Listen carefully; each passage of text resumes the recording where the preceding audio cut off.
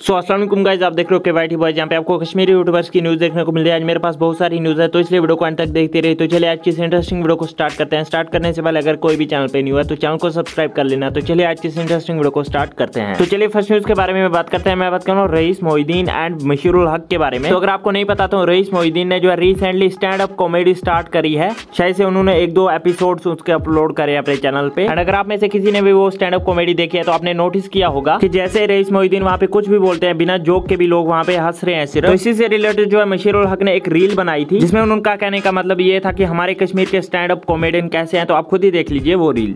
अस्सलाम वालेकुम, उम्मीद तुम सारी ठीक। आज करो इसका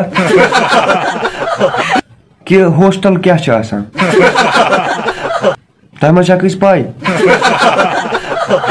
बेल हॉस्टलस मज पत बह नबर नीरान यह गई कशरन हज stand up comedy. So guys, आप लोग इस बारे में क्या सोचते हो या नीचे कमेंट्स में जरूर से बताना। तो चलिए नेक्स्ट न्यूज के बारे में बात करते हैं। मैं बात कर रहा हूँ एवरीथिंग कश्मीर के बारे में। तो आज एक स्टोरी रखी थी अदरीस मीर ने, पहले आप वो स्टोरी देखिए। आज ये खबर मिली कि उमर भाई जो है इस दुनिया में नहीं रहे। अल्लाह ताला उनको जन्नतुल फिरदौस अदा करे और उनकी फैमिली को सब्र और तहम्मुल अदा करे। हम बस दुआ कर सकते हैं, हमारे हाथ में बस इतना है, एक ना एक दिन सबको इस दुनिया से जाना है।